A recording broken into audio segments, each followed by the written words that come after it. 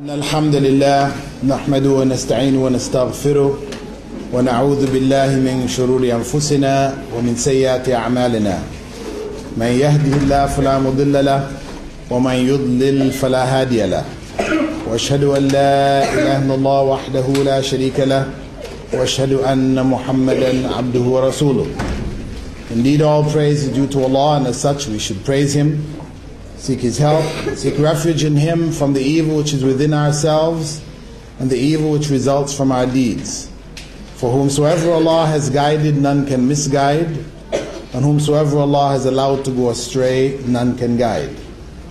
And I bear witness that there is no God worthy of worship but Allah, and that Muhammad sallallahu alayhi wasallam is the last messenger of Allah. إن أصدق الحديث كتاب الله وخير هدي هدي محمد صلى الله عليه وسلم وشر الأمور محدثاتها وكل محدثة بدعة وكل بدعة ضلالة وكل ضلالة في النار. Indeed, the best form of speech is the Book of Allah, and the best source of guidance that brought by Muhammad sallallahu alaihi wasallam. And the worst of all affairs are the innovations in religion. For indeed, every religious innovation is a source of misguidance, and all sources of misguidance ultimately lead to the hellfire. The topic of this evening, the struggle of cultures, the clash between Islamic culture and the dominating global culture of Western civilization, is one which addresses, on one hand, the current situation. It addresses, on one hand, the current situation which exists in the world today, which is very important for us to understand with regards to da'wah, how to explain Islam to others, how to explain the contradiction that exists, the contradiction between us saying that Islam means peace and Muslims being at the center of all of the major conflicts around the world. And at the same time, it addresses the position of the Ummah with regards to this struggle and what is in front of that Ummah which Allah praised with regards to this struggle. Whether there is in the future, or what appears to us, a good chance for success, or are we on a road to failure? We have to analyze our existing circumstances, understand the forces that are at play, and then we have to set for ourselves a path by which we can successfully maintain Islam and convey it in the times to come. The beginning of this talk, or the concept of cultural struggle,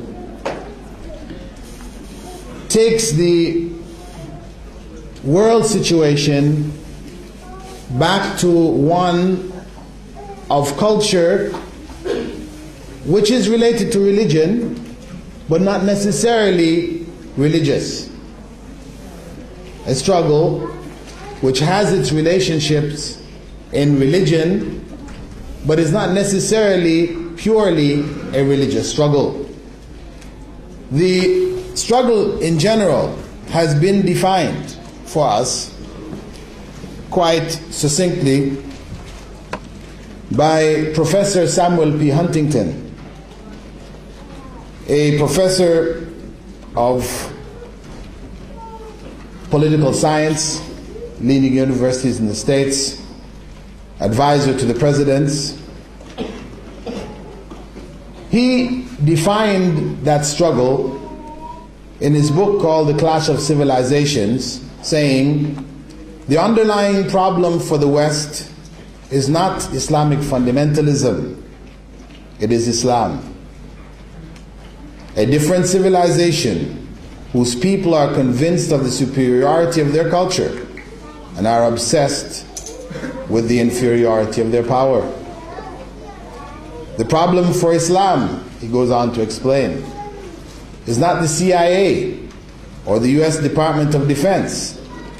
It is the West, a different civilization whose people are convinced of the universality of their culture and believe that their superior, if declining power, imposes on them the obligation to impose that culture throughout the world. These are the basic ingredients that fuel conflict between Islam and the West. Now, his book goes on to develop a number of different ideas. I'm not saying necessarily I believe and accept or support everything he says in his book, but at least this statement, he has summed it up quite effectively. That the problem that the West faces and those people who are involved in the decision-making process, whether it's about weapons of mass destruction or whatever, these people are well aware of these issues. That the problem is not Islamic fundamentalism, though we can hear, in the newspapers, this being echoed. This is what is in the media.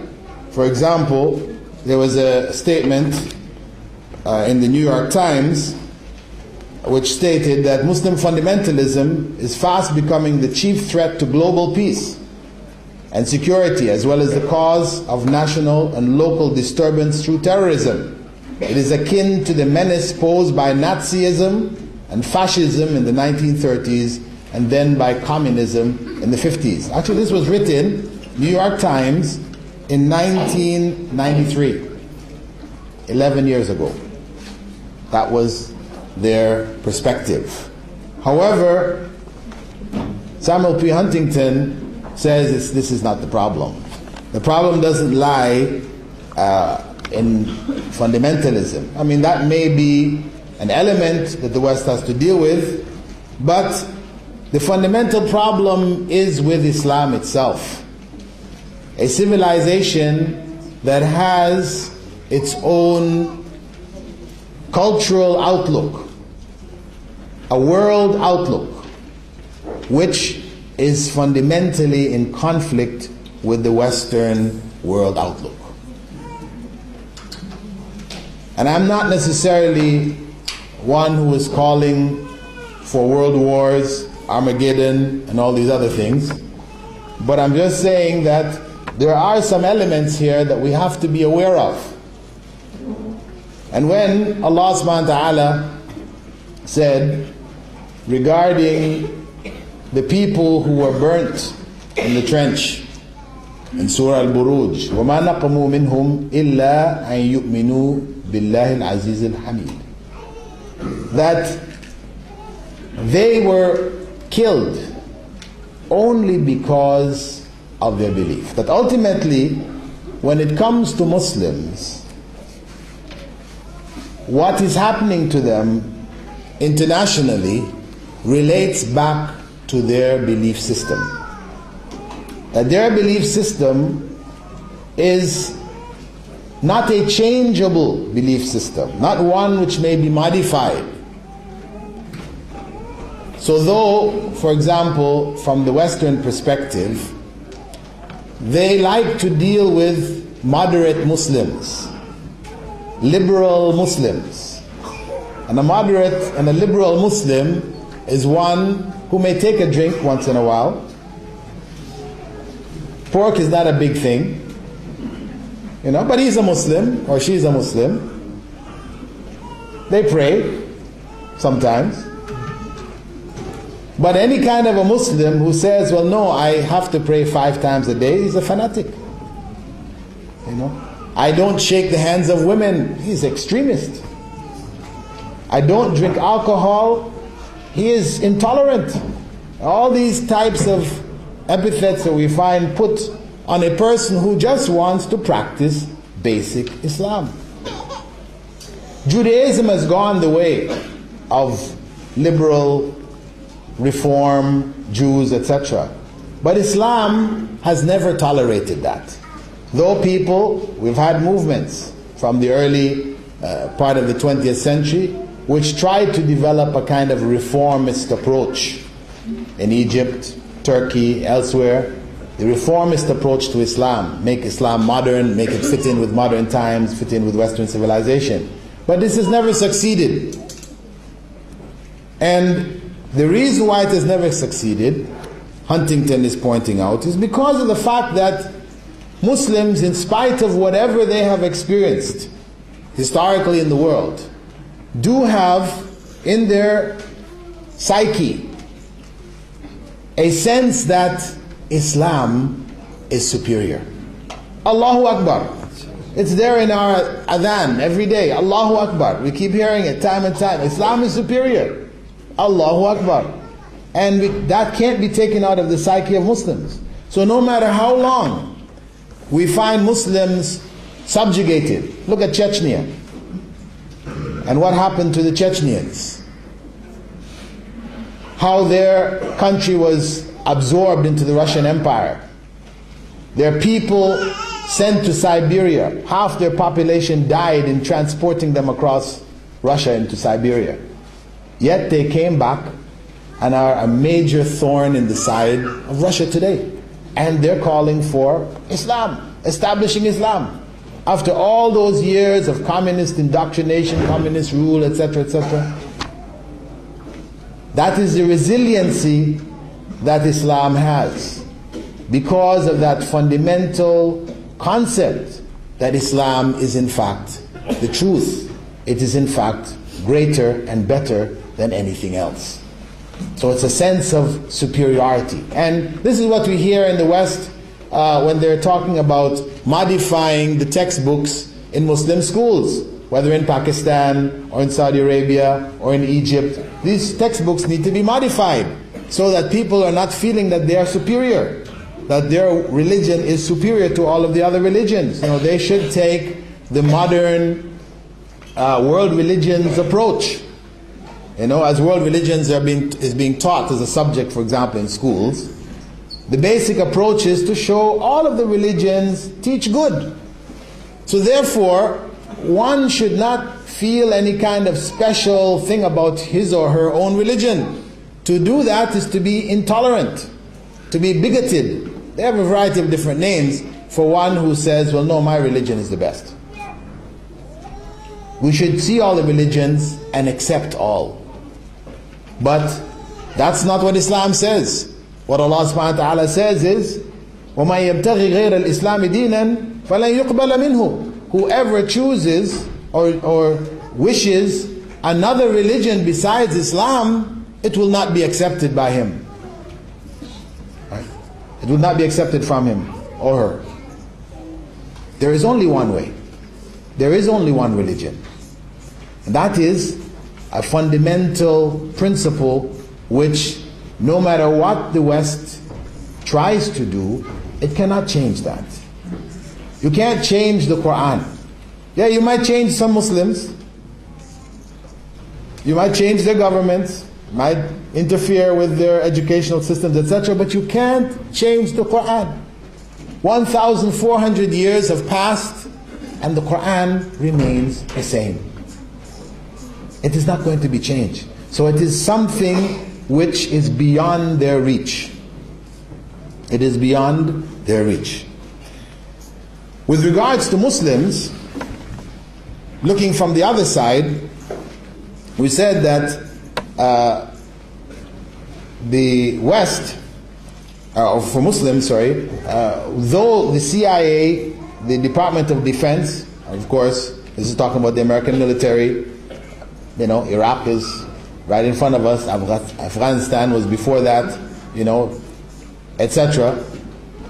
That this is not the big problem. This is a problem, no doubt. Muslim oil is something which is valued, highly valued, and people will try to find all kinds of excuses to get at it. But this is not the essential problem. The essential problem lies within Western civilization itself and its outlook. its world outlook. And its world outlook is summed up in two principles: secular democracy. And this is what you hear being said time and time again. You know, whenever leaders from the West are speaking, you hear them echoing this thing of our way of life, our democracy, that these countries are opposed, they hate, they are jealous of us, or whatever about our democracy, the great democracy of the West. This is what is continually repeated. And their attitude that it is superior to all other. It is universal. All societies are supposed to come there. This is their point of view. All societies should be democratic and secular, ultimately. Where did they get that from? What is the source of that arrogance? What is the evidence that they teach in schools, in universities, in their institutions? You hear echoed time and time again. What is the basis for that? Tell me.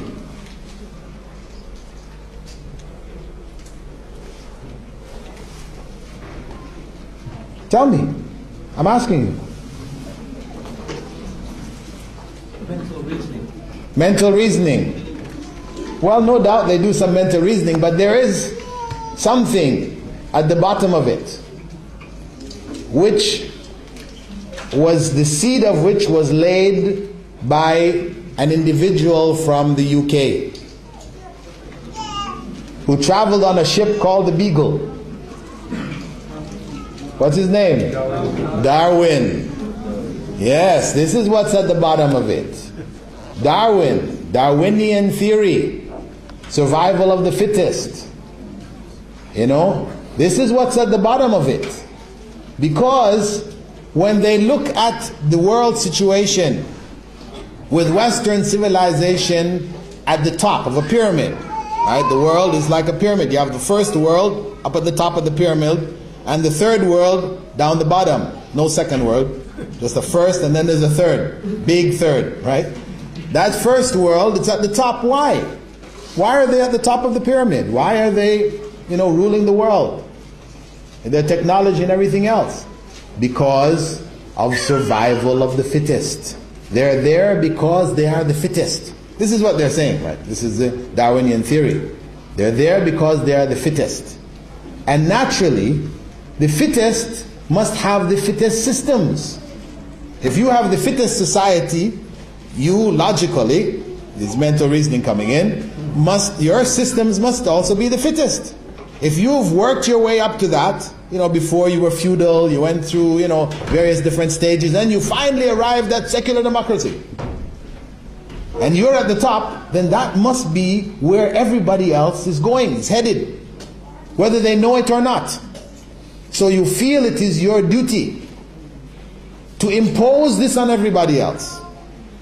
Your whole political strategy, your dealing with nations, etc., will always be around this principle. Secular democracy. Secular more so than democracy. Democracy is an additional, cream, we call the icing on the cake. But the cake is really secularism. And so you see in the dealings with different Muslim countries, wherever that Muslim country remains secular, even though they may actually be, military dictatorships or whatever else, as long as they remain secular, they're fine with the West. No matter how they got there, no matter how they maintain themselves, they're fine in the eyes of the West. Secularism. That is again removing religion from politics, from the system of the society. Remove it. It should not interfere with schools. France, the hijab. What is all that about? Huh? The hijab. And in Italy, it's coming, and Germany, and it's coming. There's a snowball rolling down the hill, getting bigger. It's coming.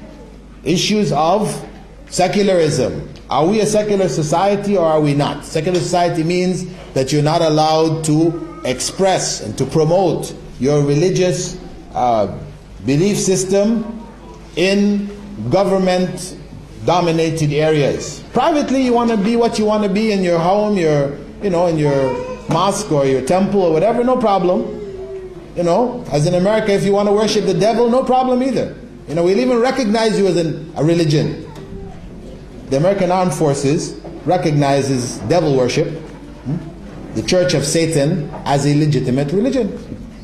And they have their chaplains and everything. So, because it's all the same to them. The secular point of view is religion's all the same. People made it up. Whether it is Christianity, Islam, Judaism, Satanism, Buddhism, whatever, it's all made up. So, why give favors to one over another? That's a secular, but it's supposed to be also a tolerant, neutral, point of view. We treat you all the same. This is how it's presented. So the point here is that Western society promotes the idea of secular democracy as the answer for the woes of civilization. This is the answer. If everybody becomes secular, then we become tolerant and we can end all these wars and all these kind of things. And as I said, they are driven by the Darwinian concept that their civilization is most superior because the systems that they have evolved are most superior. That's why they're there. So it's their duty to impose it on the rest of the world. And you hear that being said in the speeches of the leadership. Now, as Muslims, where do we stand in front of all of this? One, we should be clear that any system which calls to secularism is in direct opposition to Islam. Direct opposition.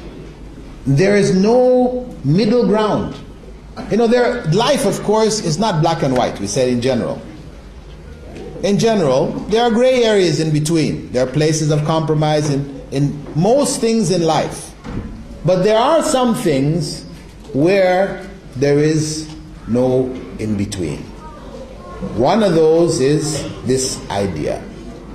Either life is as Allah describes it in the Quran, Inna salati wa nusuki wa mahyaya wa mamati lillahi rabbil alameen.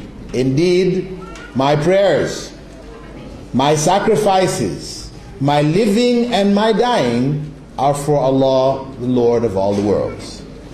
That is the motto of the Muslim. His or her life in its totality is dedicated to Allah. It is completely religious. It is not secular. There is no secular aspect of a Muslim's life. Now, some modernist Muslims, if we can use that term, might say, well, no, there is, education and all these other things can be secular. But, I go to the mosque, I, go to Hajj, I fast in Ramadan, and that's my religious side. But of course, this is something new that we have people speaking in this way. This is not in keeping with the teachings of the Quran and the Sunnah at all. Islam teaches that every aspect of life is governed by the teachings of God. Worship, the simplest definition of worship is that whatever we do is pleasing to God. Whatever is done which is pleasing to God, that is worship. Whether it is actual salah or it is setting up a halal butcher shop. You're making money, but in doing so, to provide alternative for Muslims, etc., this is ibadah. It becomes a point of ibadah, a form of ibadah. So it governs all aspects of life.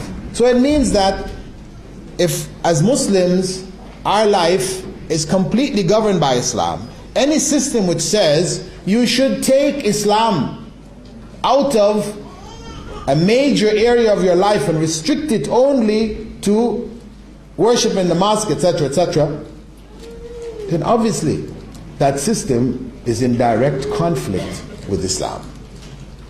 There is no meeting point. It doesn't necessarily mean that you have to be at war with them. We don't necessarily have to choose to go to war about it. But we should be clear that this is a proposition which is unacceptable Islamically. We cannot accept it. As for democracy, which is commonly promoted, we should understand that though we have Muslims today talking about Islamic democracies, it's not possible. What democracy actually means, unless you're twisting the meaning of democracy to mean something else, right? Democracy means the rule of the people. That's what it basically means, rule of the people. It was proposed by whom? Who proposed democracy first in history? The Greeks in Athens, right? This is before the time of Christ. The Greeks had proposed this, democracy, rule of the people. You know, Greek thinkers, the philosophers, or all their reflections, etc., they came to the idea that yes, people should decide. We shouldn't have just an individual who's making all the decisions. It should be decided by the people of the society. Sounds beautiful. But did it work in Athens? Is that what happened in Athens? The rule of the people? Well, they did have a rule taking place. They had votes. Decisions were made. But if we look at Greek society, the demographics of Greek society, the majority of Greeks, or people in Greek society, were slaves. The majority of the society were slaves. Slaves had no vote. So that is 55% of your society, 60%, no vote. So when we're talking about rule of the people, we're obviously not talking about the majority of the people. After that, you have the society divided between men and women. Women being, of course, again, more than men. And women didn't have a vote. So where did we end up? 15% of the society, the free males, making the decision for the whole society. That was democracy in practice. Thousands of years ago. Revived after the Renaissance in Europe in modern times. It's now been revived with Darwinism dominating societies, secularism coming in. It became the means for the society to decide on right and wrong. Because of course, in your society, if you say religion is taken out, we have laws which determine right and wrong. And we take away religion. Now all of these laws, when you look at Western laws, you will see at the bottom of them the 10 Commandments from the Old Testament, from the books of Moses, the Torah. The 10 Commandments were at the base of it. What happened when they decided to become secular, then all of these commandments became challenged. Of course, the first commandment, the Lord your God is one God, it's gone, long time. With Christianity it went. But other issues of that system were systematically changed. Issues like, for example, adultery, fornication, which were sins according to Mosaic law, these were decriminalized. They were not a crime anymore. Taken out. Because the basis of it was the Bible. And we are not religious. We have to find other principles to determine how males and females should relate in society. So they came up with an alternative principle. which they called what? Huh? What is the principle which they use to determine what is acceptable relationships between males and females and what is not? Equal rights. Not quite. Not equal rights. Huh? Huh? Consent is one. And what else? Two words, two phrases.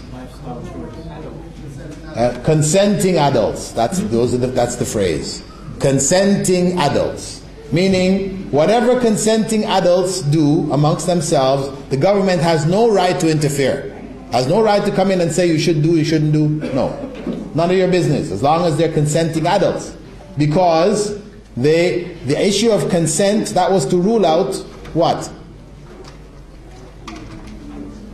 Rape.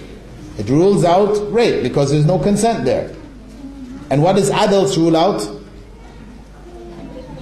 Pedophilia. Okay? That's the idea, to rule those out. Rape and pedophilia. Pedophilia meaning adults having sexual relations with kids, because they said they're not mature enough, their minds are not mature enough to know right and wrong, so they're being taken advantage of by the adults. Right? So, after that, you're free to do whatever you want to do.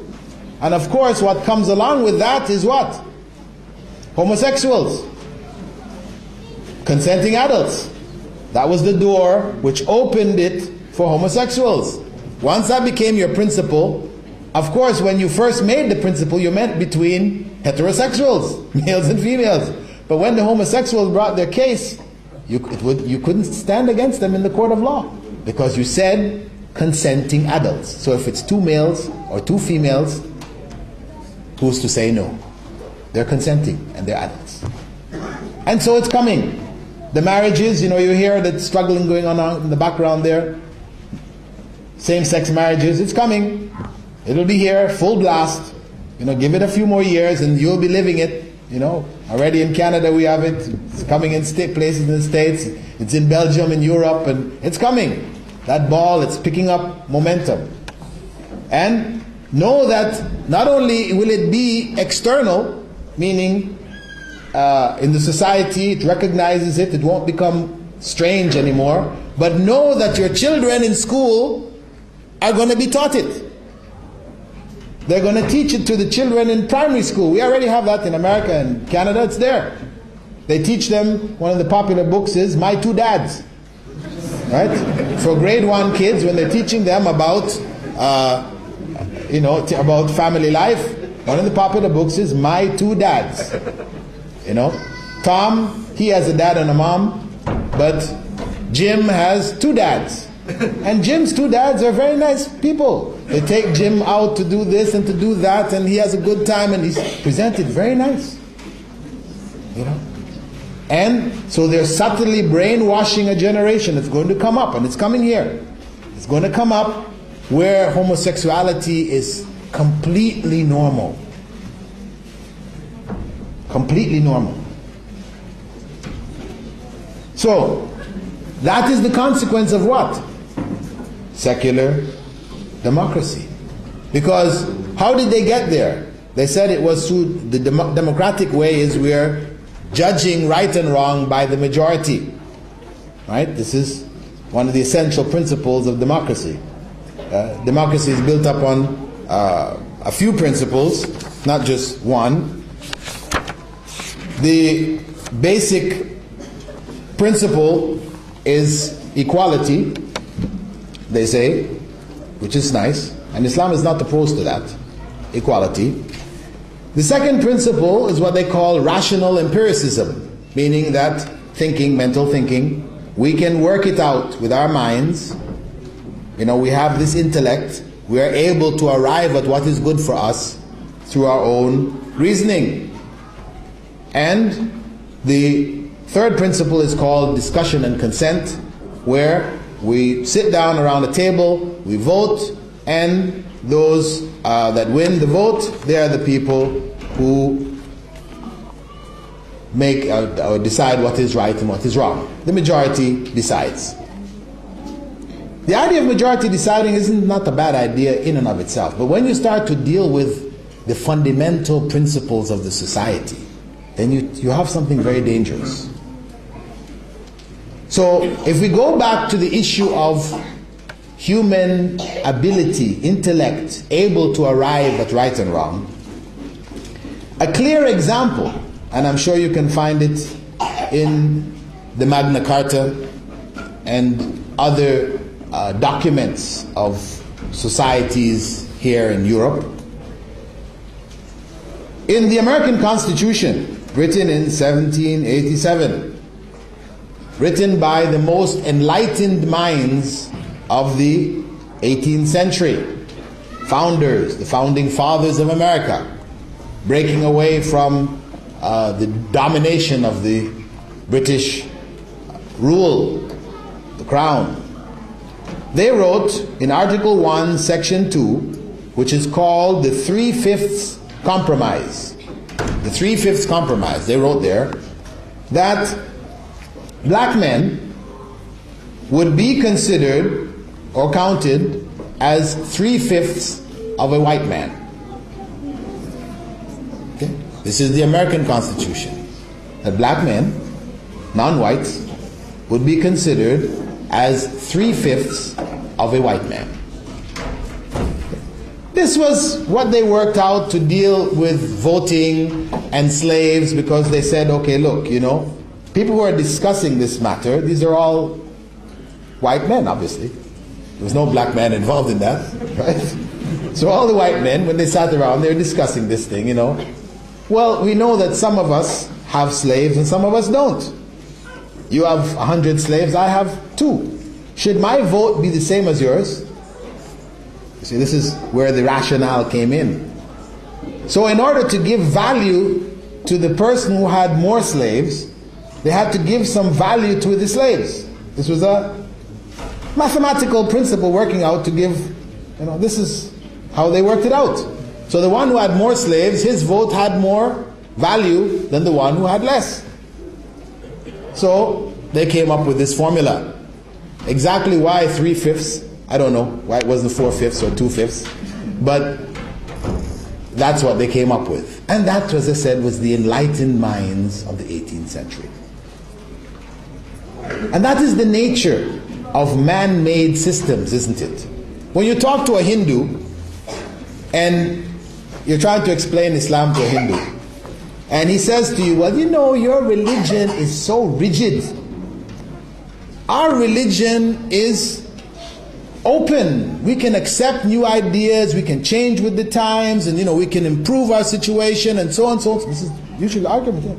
Hinduism, because, of course, you try to pin a Hindu down and say, listen, your religion says that if a man dies, his wife should climb on the funeral pyre and get burnt up with him.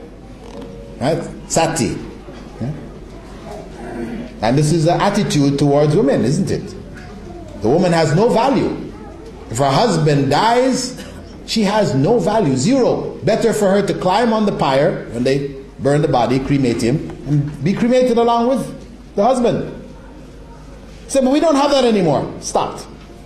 We stopped that, you know. So you see, our religion is progressive, you know. Before, they used to have what they call devadasas. In the temples, they had what you could call really temple prostitutes, who people going to worship at the temples would have access to paying money to benefit the temple.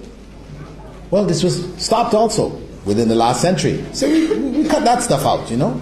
We're more modern today. Right? So they feel that that is a sign of progress and flexibility of religion and all these kind of things, whereas us Muslims, rigid. Same principles you had 1,400 years ago, you want to try to apply it today. But the reality is that, yes, if it's from God, it's not supposed to be changing. If sati was good, if it was from God, it shouldn't be good then and not good anymore. Right? This is not religion. As people change in their attitudes, the religion changes along with them. This is not the religion of God. This is the religion of men, of human beings. That is the nature of that religion. They always have to change it, because whenever they make up something, a human being makes up something, there's always something wrong with it. we as human beings cannot make the perfect system. So we'll always have to make changes. That is necessity. And that is human religion, human systems, etc. The divine system is unchangeable. And that's what's in the conflict, isn't it? So if we have secular democracy on one hand, which says we have to change, get religion out of the picture, etc., and then you have on the other hand religion, which says it must govern all walks of life, it is unchangeable, etc., then you have two uncompromising principles. There's no middle ground between the two. If Islam changes any, or Muslims change any of their principles to suit Western global culture, they are in fact abandoning aspects of Islam. It's no longer Islam anymore. So this is at the crux of the struggle. But now, if we look at our situation today, as Muslims, where do we stand with regards to all of this? Reality is that theoretically this struggle exists. It exists because the Quran is unchanged, because the Sunnah has been preserved, and because Muslim scholarship remains, looking after, caretaking this body of knowledge. But in the society, we have to say that we have been dominated. Western civilization now dominates most of the Muslim world. Its culture has become our culture. Its values have become the values of Muslims in many cases, many circumstances. So why is that? Why have they succeeded in doing that in spite of the fact that Islam remains accessible in its purity? Because of the fact that Muslims as a whole have left Islam. This is the bottom line. Our biggest problem is not winning the war in Iraq, or getting back Palestine, or freeing, liberating Chechnya, or taking back Kashmir. This is not our biggest problem. Our biggest problem is getting back to Islam. Because in all of these different areas, if you listen to the state of Muslims, it is pathetic. Muslims today are dominated in their own societies by the cultural traditions which they have inherited from the previous generations, which have nothing to do with Islam. So we find, for example, so many things that are attributed to Muslims which we know, or we might not know, have nothing to do with Islam. Whether it is honor killing, popular in Jordan, Pakistan, and other countries, where if a girl is suspected of anything out of the ordinary with regards to males, the family males feel it's a duty, one of them has to take her out, kill her, for the honor of the family, to preserve the honor of the family. And in Pakistan, in Jordan, if you do that, the force of the law will not come on you. Maybe you get a year, 8 months. Yeah, you shouldn't really have done it, but we understand. No. Is that Sharia? Does Sharia understand? No. There's no understanding here. It's murder. Female genital mutilation. Popular in Egypt, Sudan, some parts of Somalia, Kenya, Uganda, attributed to Muslims, cutting up the private parts of their women. Is that from Islam? Is what Islam calls to? Or a variety of other acts. A variety of other acts which the media focuses on to paint the worst images of Muslims. These are coming from, in most cases, our traditions. Tribal practices which were not modified by Islam but kept being handed down. So we have to clear all of that up.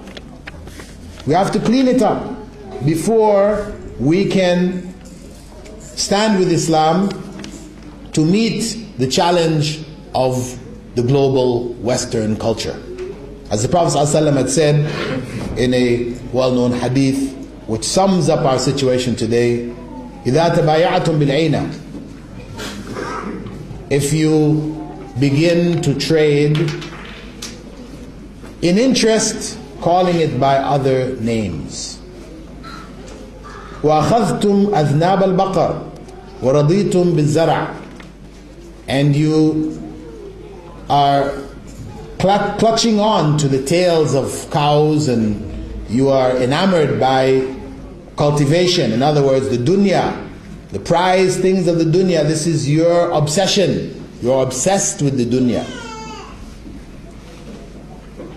وَتَرَكْتُمُ الْجِهَادَ فِي سَبِيلِ اللَّهِ, and you have abandoned jihad for the sake of Allah.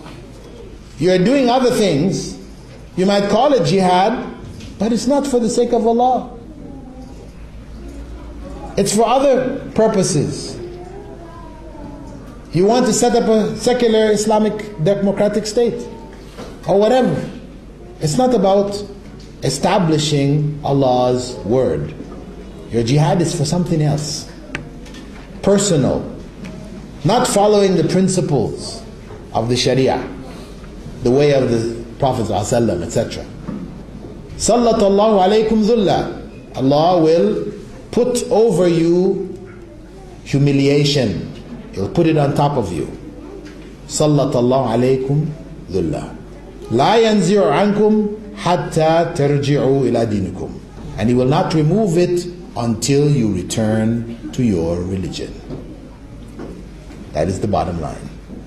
Until we return to Islam, the humiliation, the degradation that Muslims face throughout the world today will not change.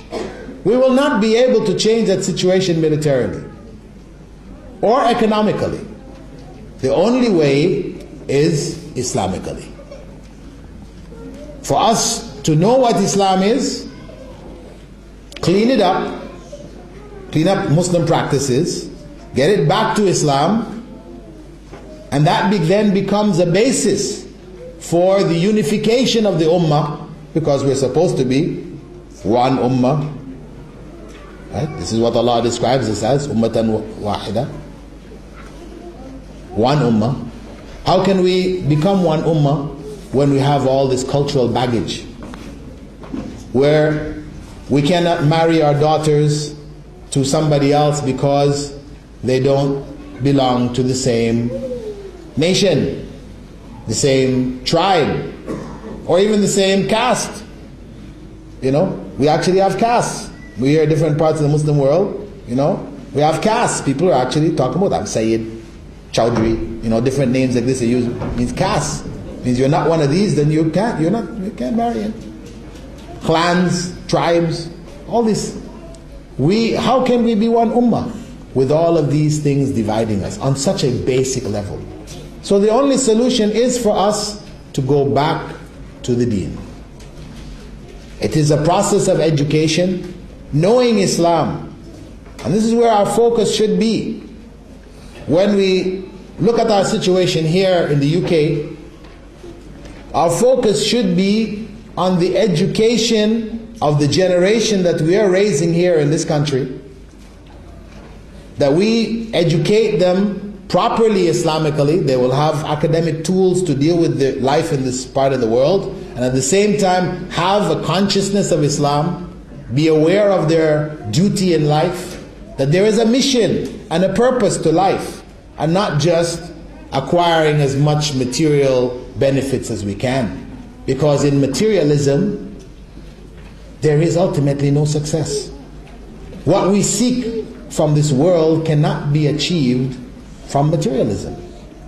So we educate our children accordingly. And we have to educate ourselves about Islam, to break the barriers that exist amongst us, where we can't, function as that real ummah. When we gather as Somalis. or Egyptians, or Syrians, or Lebanese, or Pakistanis. We don't gather as Muslim brothers or Muslim sisters. We are dominated by these tribal influences. We have to make a step ourselves as adults, raising our children here. We have to show them the example of coming together on the basis of Iman. Be with the believers. Invite. Whenever you invite, of course, there's a tendency to want to invite family, people who speak the same language as you, but make sure every time you have a gathering, every time you invite people, invite some people from the other groups, from the other people. So those people who normally just come together based on tribal languages and these type of things, nationalities, they see somebody else there, and if they see them enough times and they get used to it, then maybe they will start to do that also. But we have to start. We have to make a start ourselves. There are big problems in the world. As we said, Iraq. Can you change Iraq? All the talking, all the reading, all the writing, all the different things you can do, can you change that situation? No. Can you change the situation in your gathering? Invite some people who are not from your tribal background? Yes. So hey, what is Allah going to ask you about on the Day of Judgment? Iraq or how you gathered?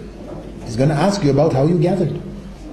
Whether you reinforce the tribalism, the nationalism, which is part of what splits the ummah, or whether you try to make a change. Each and every one of us has something we can contribute. And that's what we need to focus on. And with that collective effort, then we can bring about a collective change. That's the basic message I would like to share with you this evening. Inshallah, I suppose we'll have some questions and answers. And I hope that the questions and answers will relate to our topic and not go into, can we eat the meat of the Christians and the Jews? Can I take riba from the riba bank? Please, save those for another time.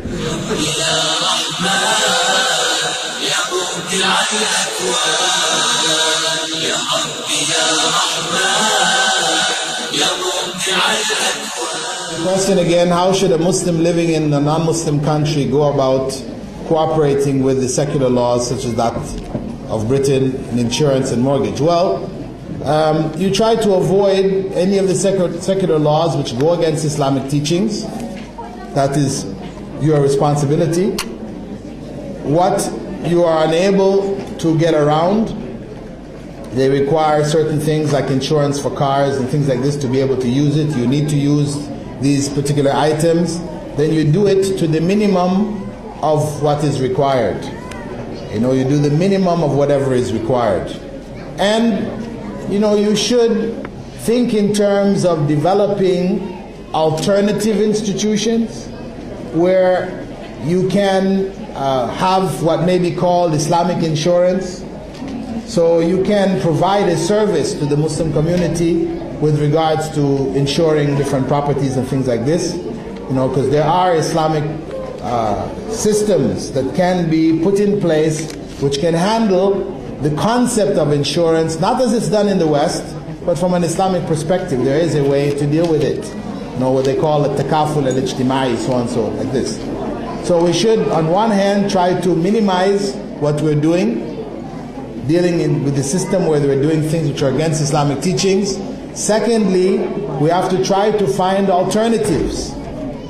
Thirdly, we have to try to live together, to live in areas where we can support each other, where our finances circulate amongst ourselves as much as possible. It's very important. Like, for example, East London, where they've built a huge centre now that can have so many different people. Actually, those of you that are living in areas by yourself, all your neighbors are non-Muslims and all this kind of thing, this is the area that you're living, you should seriously think to move to such areas. Sure, you might take a loss or whatever, selling your house, buying over there, whatever, but that loss, know that it is better for you You are fulfilling the Prophet ﷺ's obligation that is put on us for hijrah. Muslims are supposed to live together. Prophet ﷺ said, أَنَا بَرِيءٌ مِمَّنْ عَاشَ بَيْنَ ظَهْرَنَيِ الْكُفَّارِ. I absolve myself, I am innocent of anyone who lives amongst the disbelievers. So to live in a situation where all the people around you are non-Muslims, this is haram for a Muslim to live in that circumstance. You should try at least to live in an area where there is a majority Muslims. I'm not saying you necessarily have to pack bags and leave the country. I'm saying in England itself, there are areas like where there's a masjid, so you're moving where you can benefit Islamically, your family can benefit Islamically, etc. So you move for the sake of Allah into such areas. You should seriously think about that, because living on your own, scattered, this is not the way. And when crises happens, like Bigley was just slaughtered on the television, a day ago, if that happens enough times, it hits enough of a nerve here in this country, then they're going to come at you. And the people who are going to suffer the most will be women and children. They're the ones who get hurt the most. Men will get hurt too, but women and children, because they're the weaker element of the society. And these kind of individuals, they try to take it out on the weaker elements who they can get away with it. And of course, you leave your family, you're going off to work, and you leave your family, all your neighbors, back, front, are all non-Muslims. Somebody attacks your wife or attacks your child. Are these people going to come to help you? No. I mean, they may, Allah knows, but they're not driven. At least if it's in a Muslim community, they'll be shy to do those kind of things. And if it happens, there will be people who will come out to try to help. They will not leave you stranded. So it is very important that we consider that point also, because if Muslims are living together, then the development of institutions like what we talked about, whether it is banking, whether it is insurance, whether it is shops selling goods, etc., this is feasible in a Muslim community. But where you have to set up your shop, in an area where most of the shops are non-Muslim shops, then what happens? You are forced, you find yourself forced. I think I have to sell cigarettes. Because most of the people come into the stores, they want to buy cigarettes. If I don't have cigarettes in the store, they're not going to come. No, I believe it's haram, but I need to, or you set up a restaurant. I need to have a license. I need to be able to sell alcohol in here. This is because we're trying to do it on our own. But you put that restaurant, you put that business in the Muslim community, inshallah, the Muslims are going to come to you. If you provide them with a good product, of course. It doesn't mean simply because it's a Muslim business. You see, that's again, we had a problem with that too, right? We feel that Muslims have to come to me because it's a Muslim business. So you'll give them, second class, third rate products. No. As a Muslim, as the Prophet ﷺ said, إِنَّ اللَّهَ يُحِبُّ مِنْ أَحَدِكُمْ إِذَا عَمِلَ عَمَلًا أَن يُتْقِنَهُ. Allah loves from each and every one of you, if you do something, you do it to the best of your ability. So you give them the best product. The best product. But we have to think in terms of that. One, we try to minimize our dealings in the non-Muslim society which are un-Islamic. Two, we need to develop alternative institutions. Three, we need to make hijrah. We need to live together for the sake of Allah. Not because we're Bengalis, right? Or Pakistanis or Somalis or whatever. We need to live together for the sake of Allah, for the deen of Allah. What is the best way of educating children in Islam? Full-time Islamic madrasas or full-time secular schools and part-time school? Especially if the parent can't afford the fee. Well, I don't know what the laws are like in this country, but the alternative, because we've got here two alternatives. Either an Islamic school, which has high fees, or a secular school, and we try to teach them on the weekend or after school. I would say the secular school option is an evil option. It's not a good option. To put our children in secular schools, especially on the primary, secondary level, this is an evil option. because the impact of this society and its corrupted values will be the greatest on those growing children. One thing at university level, it's bad enough. But at primary level, secondary level, where the children are very vulnerable, to put our children to be taught by non-Muslims is, we call it Islamic suicide. That's what it is. We're doing suicide with our Islam. So it's really not an alternative. I would say for that parent, homeschool the child. Better you homeschool the child than to put them in the non-Muslim school on the primary level. Better you do that. And it's possible. Of course it requires effort, and it's better to cooperate with other sisters, get a group of you together to do it, to share it, etc. But it can be done, and there are people doing it. I know I already just recently, one family just came to where I'm in Qatar, from the UK, this brother, Brother Hanif, he came, he has two daughters who is himself and his wife were teachers here in the system here. He has two daughters, but they were homeschooled. They did their studies at home, without putting them into the system. They've moved there now, alhamdulillah, and they're continuing it and finishing it off there. But it is something which people need to look at as an alternative. And of course, again, where we have the Muslim community, where people are moving together, then the possibility of setting up institutions becomes a lot easier. You don't necessarily need all of the kind of monies to set up a full-time school. It can be done on a much lower scale. So I would say the best way is a full-time Islamic school. And I won't use the term madrasa because madrasa is, people understand you're only teaching Islamic subjects. But if by madrasa you mean the child is also taught the other subjects that they're able to function in the society after graduating, then yes, that's what is needed. Muslims should be taught by Muslims, should be studying amongst Muslims in a Muslim environment. That is the right of our children on us. That is the right of our children on us. We have a right on them, that they honor us, obey us, and these other kind of things. But their right on us is that they be educated in a Muslim school, and that they be raised in a Muslim home, and that they live in a Muslim environment. That's their right on us. Okay, if we're here in the UK, we want to portray an image which impresses people when we tell them about the greatness of Islam. What will we say concerning jihad? Is jihad only to fight with swords? Well, of course not.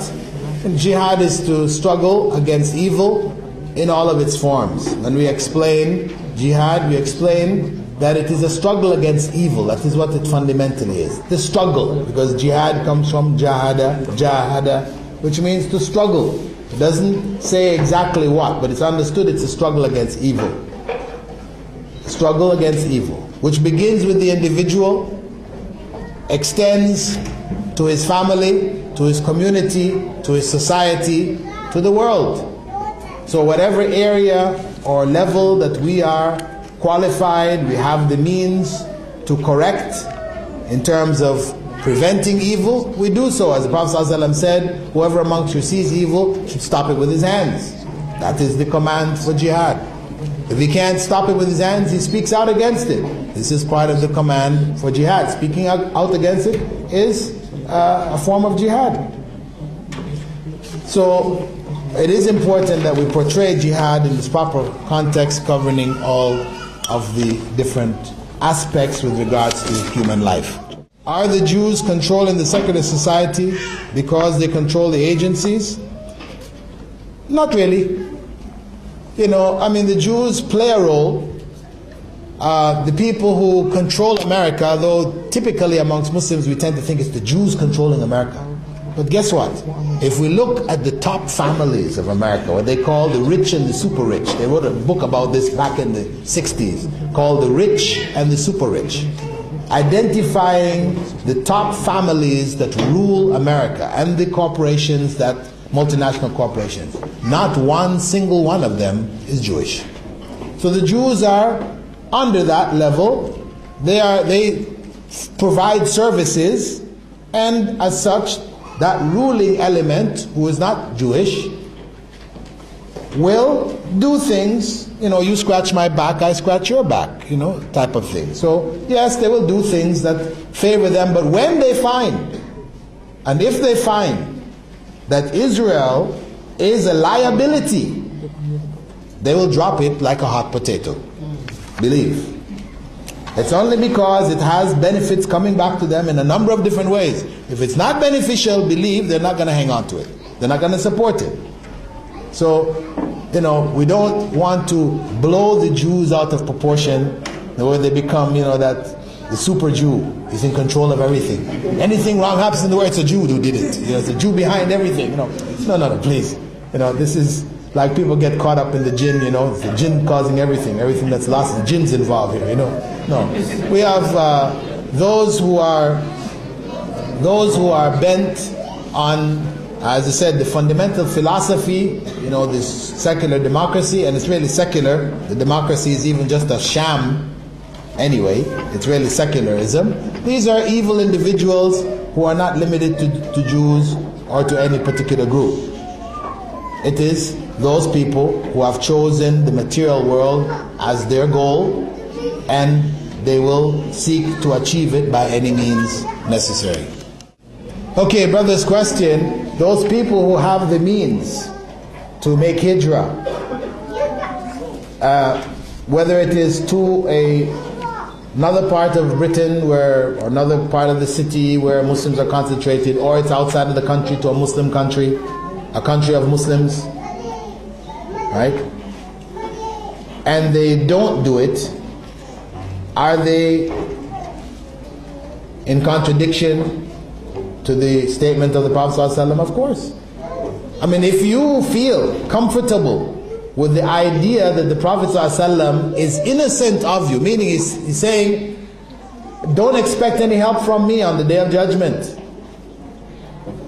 If you're caught in that state, on the Day of Judgment, as Allah said about those people who are caught, who die, and the angels ask them what your state was, and they say, we were oppressed in the land. And what do the angel go on to say? Wasn't Allah's earth expansive and you could make hijrah in it?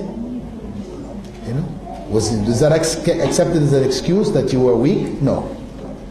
And Allah then goes on to say that such people, their end will be the hellfire. Their end will be the hellfire. This is serious. So the concept of hijrah, though it is very far away from a lot of people's minds, and people feel it is some kind of a, extremist kind of point of view to go on insisting on hijrah, talking about hijrah all the time. No, it is something that the Prophet ﷺ talked about all the time. We have so many hadiths about it. And the position of the scholars, the early generation of scholars, is very clear, very known. Even the idea of Muslims leaving a Muslim land and going to a non-Muslim land, this was considered to be kufr.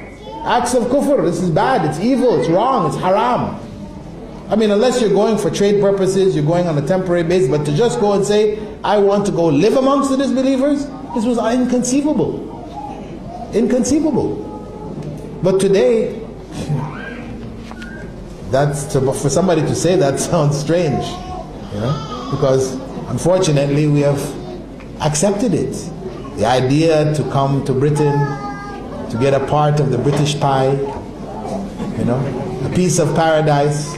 Britain, where they pay you not to work. Alhamdulillah. Back home, if you don't work, you starve to death. Here, they pay you to stay home. The doles, you're a backup. This is haram, actually. It's haram. To come here and live on the dole is haram. This is begging. The worst form of begging. Really. It's an evil state that Muslims now feel comfortable to come here and live on the dole. Oh brother, I can do Islamic work. If I work for the disbeliever, then it affects my time. But if I live on the dole, then I will be able to do Islamic work. So, the non-believer, the kafir, is looking after you, looking after your economics. You're begging him, and he's looking after you so you can do Islamic work. What does that sound like? That the ends justify the means? Is that how we function in Islam? The ends justify the means? No. Haram means gives us haram ends. Inshallah, I think that was the last of our questions. Subhanakallahumma wa bihamdika, nashhadu an la ilaha illa ant, nastaghfiruka wa natubu ilayk.